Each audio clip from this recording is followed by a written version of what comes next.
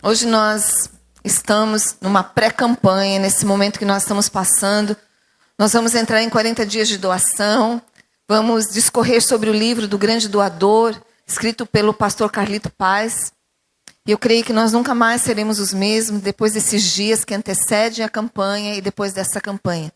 Eu creio que o nosso foco vai ser mudado e nós vamos ser mais parecidos com o Senhor. Esse é o nosso objetivo. Ficarmos à imagem e semelhança do nosso Senhor.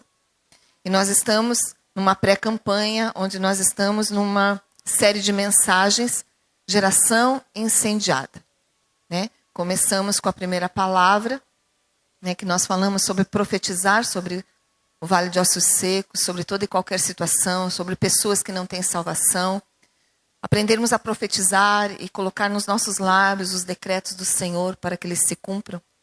Segunda palavra, o pastor Marcelo falou sobre vencendo em meio ao caos, era essa? Confiar em meio ao caos. Né?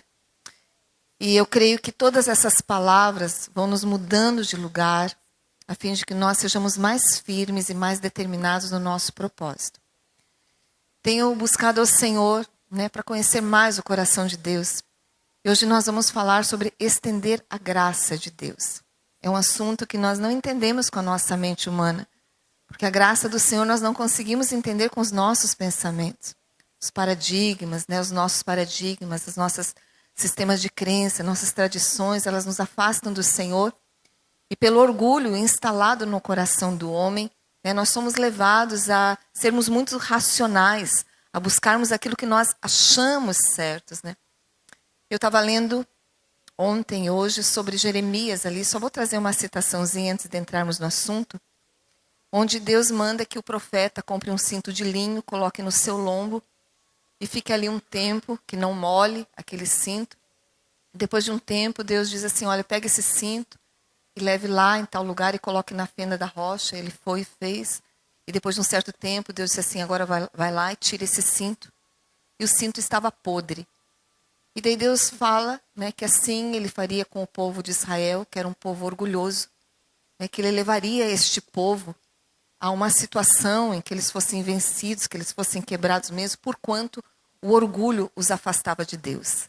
Né, eles falavam, eu sei que nós temos que ser cheios do vinho, eu sei que nós temos que ser cheios do Espírito, né? Mas é como se fosse algo longe, é como se fosse algo só na tradição, mas eles buscavam outros deuses. E chega um versículo onde ali me tocou profundamente, eu quero trazer para você hoje. Onde Deus diz assim, em Jeremias 13:17, ele diz assim, e se isto não ouvirdes, aquilo que Deus estava falando, a minha alma chorará em lugares ocultos. Você pode imaginar um Deus tão grande chorar em lugares ocultos? Você pode imaginar isso? Ele diz, olha, se vocês não ouvirem isso, a minha alma chorará em lugares ocultos por causa da vossa soberba. E amargamente chorarão os meus olhos, e se desfarão em lágrimas, porquanto o rebanho do Senhor foi levado cativo.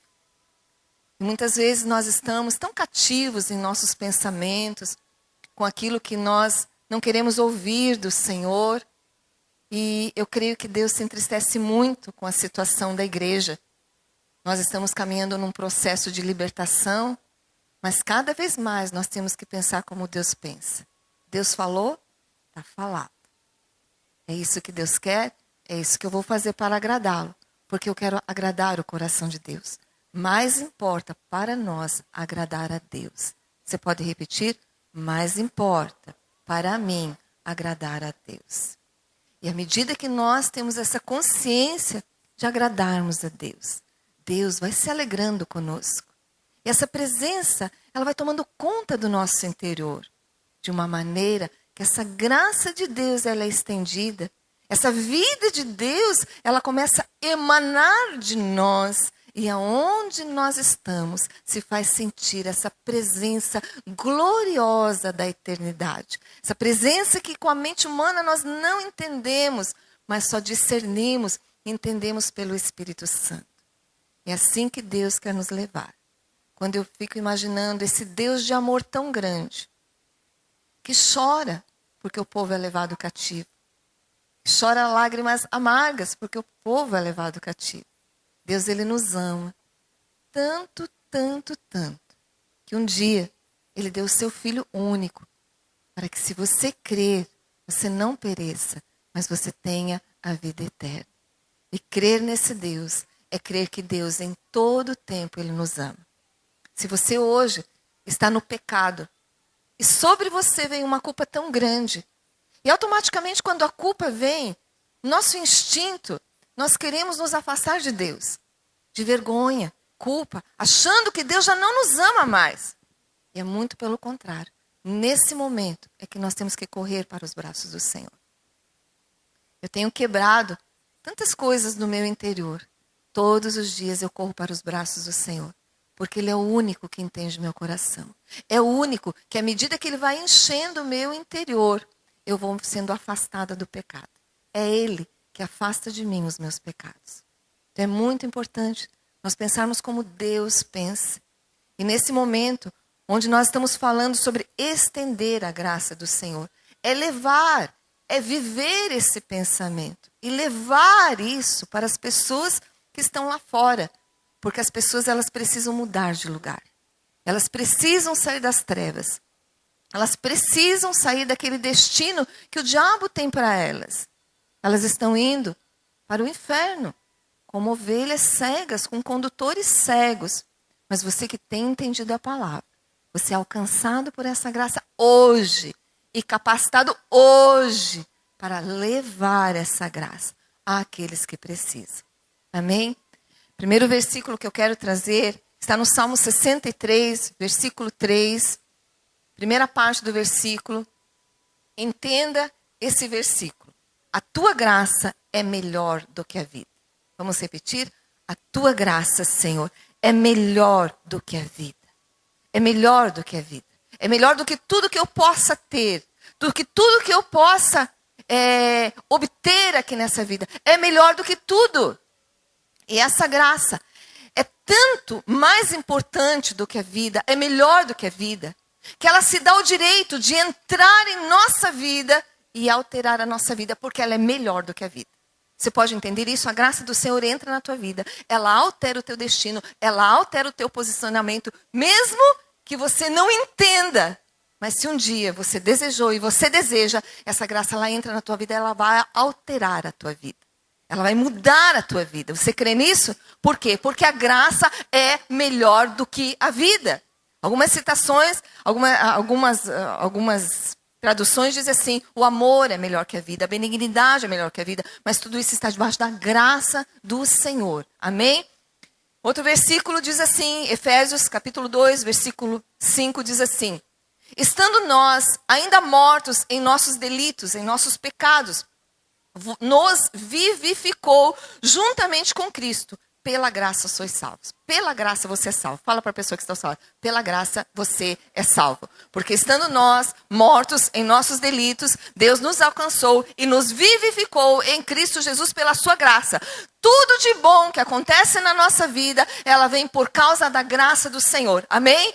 Você consegue entender que você está aqui hoje pela graça do Senhor? Você levantou hoje pela graça do Senhor? Você trabalha hoje pela graça do Senhor? Tua família é salva pela graça do Senhor? Teu emprego é pela graça do Senhor? A comida que você tem na mesa é pela graça do Senhor? Você entende isso? Amém, Ele te libertou e você pertence a Ele, é por Ele, para Ele, que são todas as coisas. Amém? Nós temos que entender isso para valorizar e começar a pensar como Deus pensa. Para que realmente nós possamos ter essa bandeira da graça hasteada sobre as nossas vidas. Você vai entender um pouquinho o que é mais do que é mais a graça. Versículo Hebreus, lá em Hebreus capítulo 4, versículo 16 diz assim. Assim sendo, aproximemo-nos do trono da graça com toda a confiança, a fim de recebermos misericórdia e encontrarmos graça que nos ajude no momento da necessidade. Que fala de duas coisas, misericórdia e graça. Eu me achego confiadamente ao trono da graça.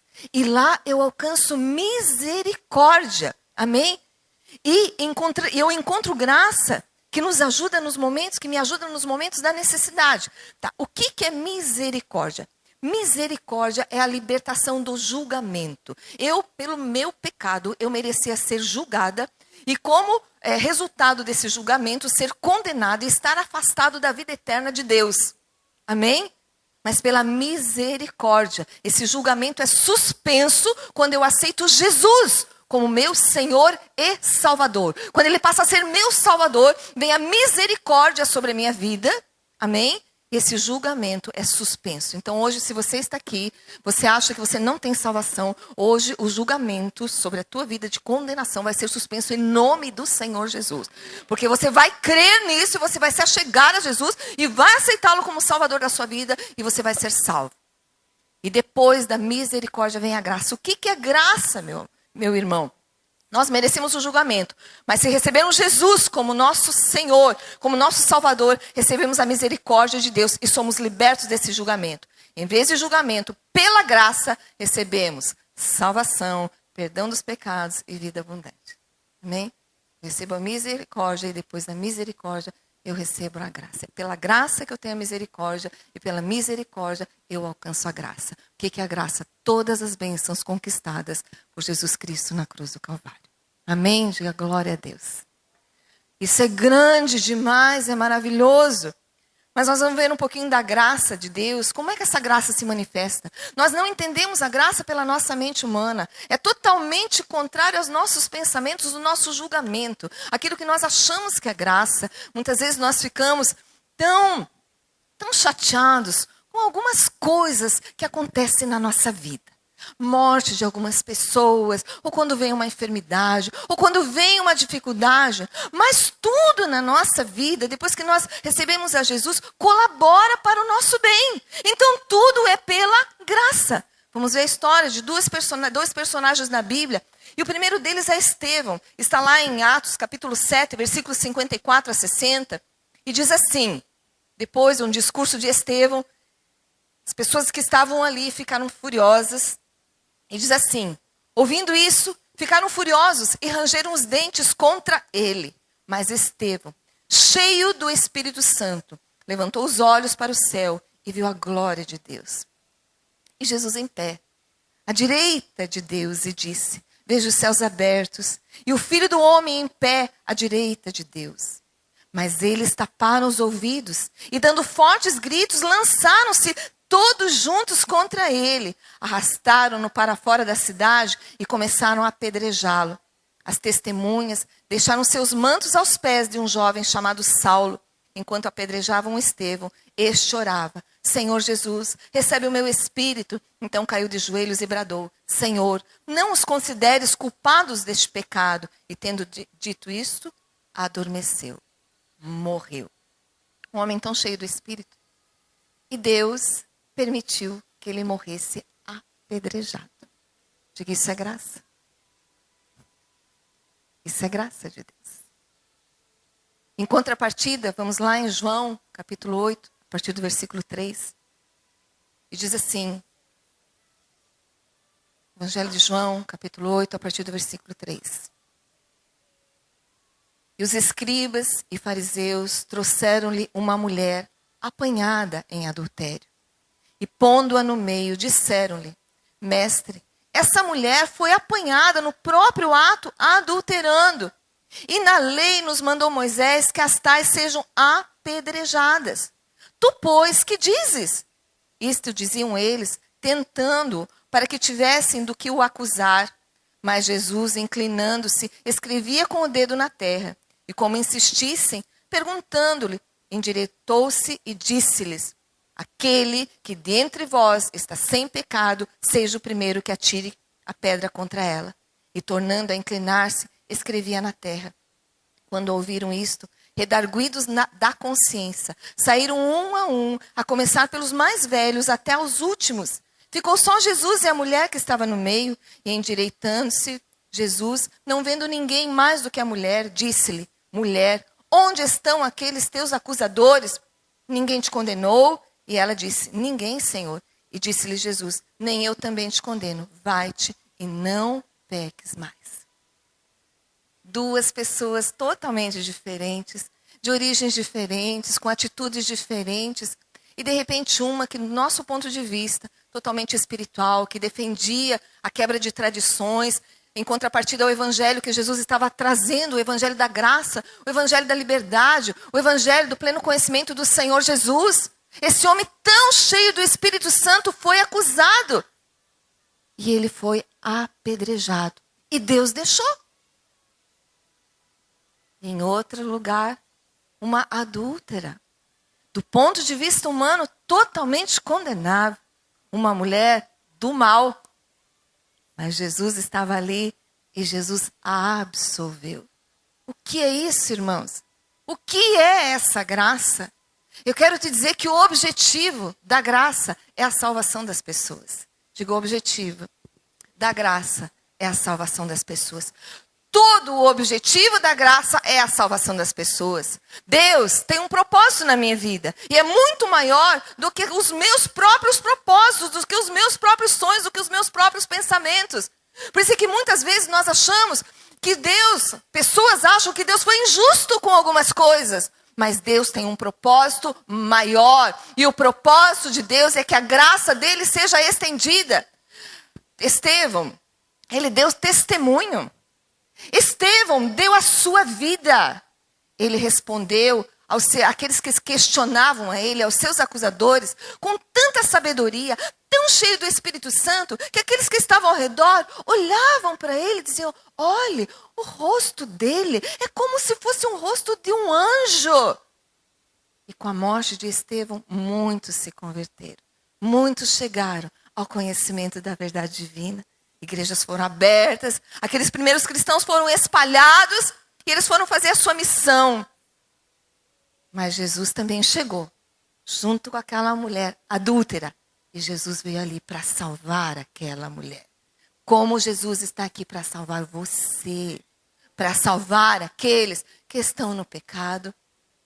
Quando nós olhamos, para essa citação da mulher ali, nós vemos que realmente a graça é muito melhor do que a vida. Porque a graça, ela entra inadvertidamente na vida das pessoas e ela vai alterando o destino das pessoas. Ela entrou na vida de Estevão, alterou o destino de Estevão. E o destino de Estevão foi glorioso, porque ele morreu olhando para o céu, ele viu os céus abertos, ele viu o Filho do Homem sentado à direita de Deus Pai. E o rosto dele foi transfigurado, como no rosto de um anjo. Meu irmão, se tu passares pelas águas, elas não te submergirão. Se tu passares pelo fogo, eles não te queimarão, porque você está debaixo da graça do Senhor. E nós temos que reconhecer que a graça é muito melhor do que a vida. Por quê? Porque os objetivos do Senhor, os propósitos do Senhor são maiores. Os pensamentos de Deus são maiores do que os meus.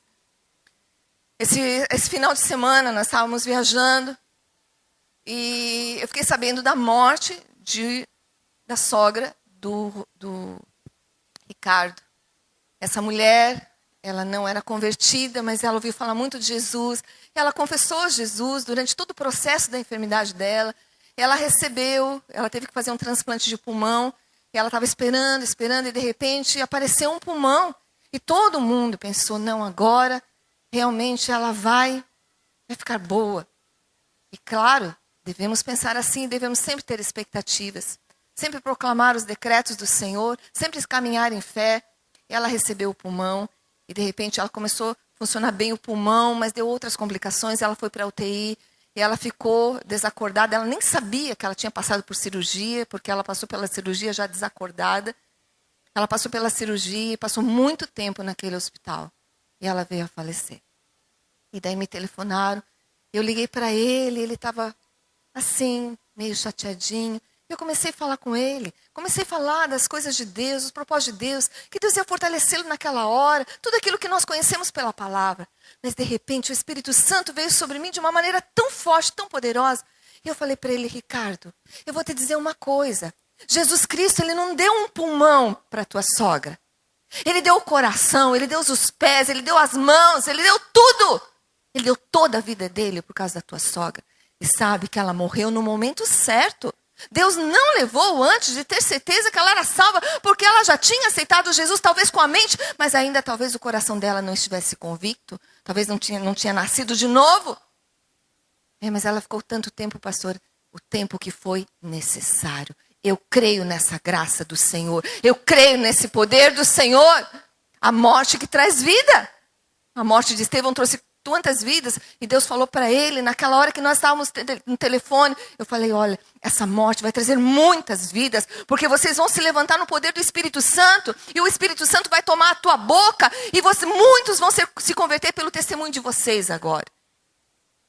É isso, nós temos que olhar, que fomos alcançados pela graça, e somos devedores dessa graça, e como fomos alcançados, nós temos que estender essa graça.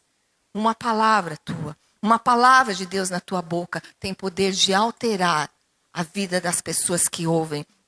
Tem poder de entrar e fazer com que aquele que não é, acabe sendo.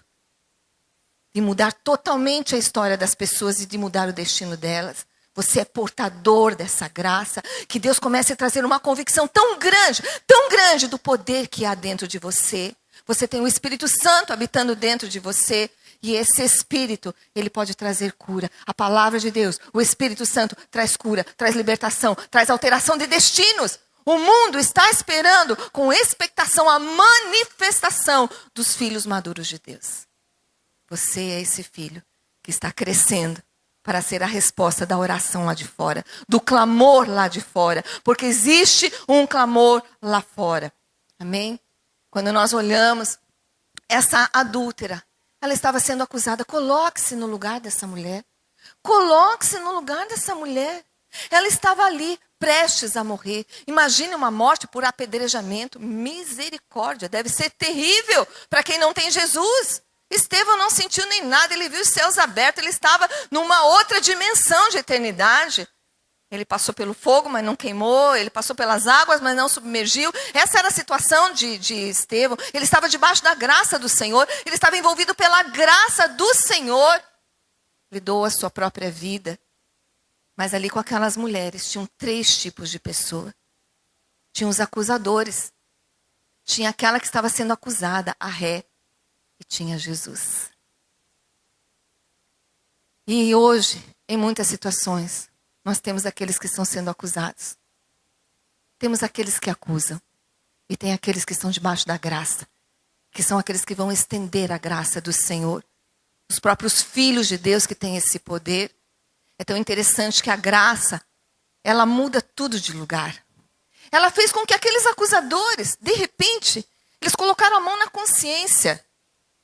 E eles estavam julgando pela lei. Eles julgavam pela lei de Moisés. Que as adúlteras, as pessoas pegam em adultério, elas teriam que ser mortas por apedrejamento. E eles, os acusadores, deveriam ser aqueles que apedrejassem aquela mulher.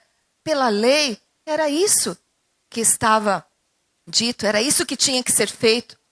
Mas pela lei nós conhecemos a graça do Senhor.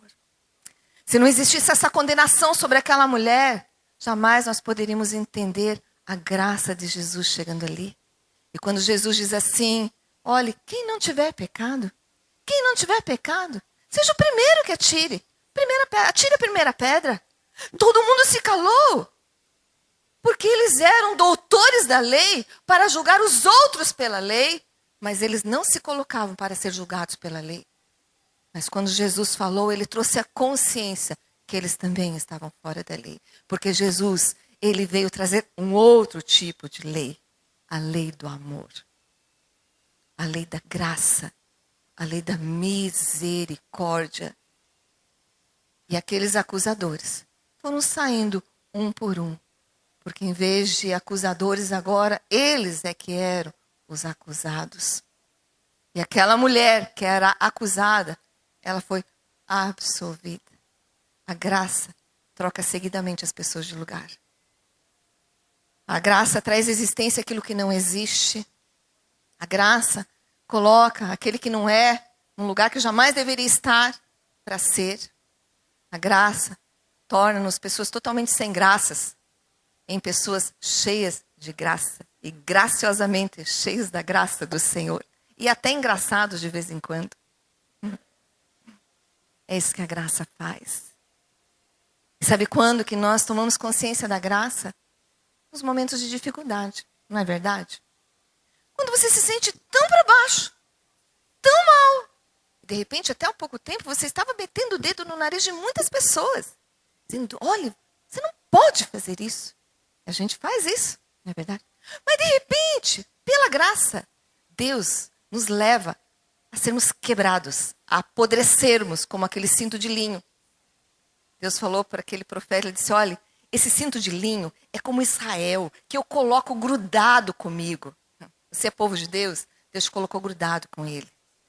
E na fenda da rocha, aquele lugar onde esvaiu a vida de Jesus, você é apodrecido, para que o teu orgulho caia, para que Deus se alegre com você. Para que você não seja uma pessoa somente que está aí. Porque aqueles que recebem a graça, mas não estendem a graça, eles se tornam críticos. Eles se tornam julgadores.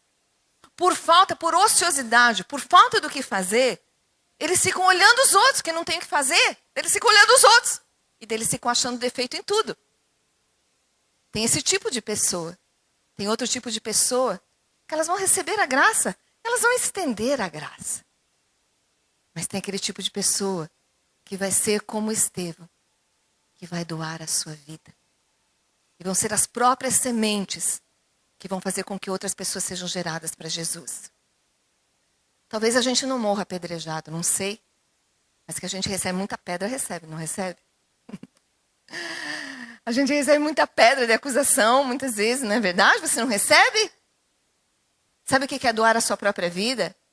É talvez gastar uma horinha de sono. Eu amo sono, você ama o sono. Mas talvez levantar um pouquinho mais cedo para saber que a graça é melhor do que essa vida. E a graça me faz olhar para os outros com um olhar de graça. De saber que o outro precisa de salvação como eu recebi salvação. Quando nós entendemos a graça, irmãos, nós não podemos dizer que os outros são empecilho para que eu não desenvolva o meu ministério, mas o meu ministério não é desenvolvido por culpa minha mesmo. Por causa das minhas impossibilidades e por causa do meu orgulho. Porque eu ainda não entendi o poder da graça. Dar a própria vida, irmãos, é realmente você abrir mão do direito de estar certo e perdoar as pessoas.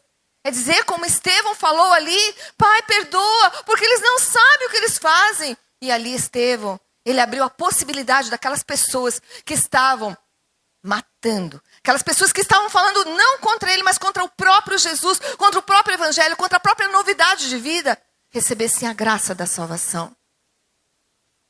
E quando nós entendemos isso, quando nós abrimos mão do direito de estar certo, quando nós abrimos mão do nosso sono, quando nós abrimos mão daquilo que nós amamos tanto e começamos a doar a nossa vida, o nosso rosto fica como um rosto de anjo.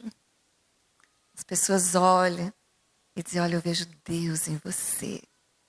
Eu vejo o Senhor em você. Porque os céus estão abertos para você. Porque você vai enxergar, você vai conseguir ver Jesus. Você vai conseguir ver o lugar que Ele está. Que Ele está intercedendo por você. Interessante que Jesus diz que naquela citação Ele estava escrevendo na areia, na terra, no pó da terra. Ninguém sabe o que Jesus escreveu. A Bíblia não revela isso. Mas tem uma citação que diz assim, Jeremias 17:13 diz assim, ó Senhor, esperança de Israel, todos os que te abandonarem sofrerão vergonha. Aqueles que se desviarem de ti terão os seus nomes escritos no pó, porque abandonaram o Senhor, a fonte das águas vivas. Talvez, Jesus estivesse escrevendo ali naquela areia o nome dos acusadores. Amém? Irmãos, o nosso nome tem que estar escrito, tem que permanecer escrito no livro da vida. Nós estamos debaixo da graça. Eu quero te dizer que ter a graça de Deus sobre as nossas vidas é ter essa manifestação das bênçãos de Deus na minha situação. É ter a manifestação de tudo aquilo que Jesus conquistou na cruz do Calvário na minha vida. Seja na morte, seja na vida, não importa. Ter a graça de Deus é usufruir dessa vida abundante do Senhor nessa vida. É viver alegre, é ter vida abundante, é ser próspero. É não reter, é doar. Mas nós só vamos ter esse conhecimento da graça quando eu reconhecer a graça como a bandeira da minha vida. eu vou proclamar a graça. Eu estou aqui para dar. Eu estou aqui para dar. Para dar o quê? Dar amor. Dar perdão. Compreensão. Essa é uma geração incendiada. Incendiada pelo fogo de Deus. Aquele fogo que não consome. Aquele fogo que é autoexistente. Porque o próprio Deus vai estar dentro de nós. Trazendo o fogo. Não tem limites. Quando nós, humanos, a gente sai e ministra bastante para as pessoas. A gente ora bastante. A gente fala bastante. Então chega uma hora. Parece que a unção vai se esvaindo. E se a gente não lançar a mão dessa graça, é capaz da gente não ver a graça. Mas eu entendi uma coisa, pela graça. Que Deus não tem limites. Que eu posso ministrar agora para você, daqui a pouco para você, daqui a pouco para você. E sempre vai ter uma palavra nova. Porque Deus é um Deus de novidade. Desde que Ele não esteja prisioneiro às minhas limitações, a graça vai se manifestar sem limites sobre a tua vida. Agora você tem que estender essa graça. Não tem limites. À medida que essa graça passar em você, você vai ser cheio da graça. Amém? Cheio da graciosa presença do Senhor, sem limites sobre a tua vida. Tão lindo quando Jesus diz assim, endireitando-se Jesus e não vendo ninguém mais do que a mulher, disse, mulher, onde estão aqueles teus acusadores? Ninguém te condenou? E ela disse, ninguém, Senhor. E disse-lhe Jesus, nem eu também te condeno. Vai-te e não peques mais. Imagine a sensação daquela mulher. Imagine esse diálogo. Acho que foi o diálogo melhor de toda a existência dela. Foi o melhor. Ela estava esperando ser apedrejada. E de repente, ela se vê livre. E cheia da graça do Senhor. Cheia da misericórdia. O julgamento foi tirado. E ela alcançou a graça do Senhor. Sobre a tua vida o julgamento já foi tirado. E muitos hoje vão sentir esse livramento. Porque o Senhor está aqui. Para usar de misericórdia com a tua vida. E estender a graça. Desde que você se achegue hoje. Ousadamente. Confiadamente. Ao trono da graça. Amém?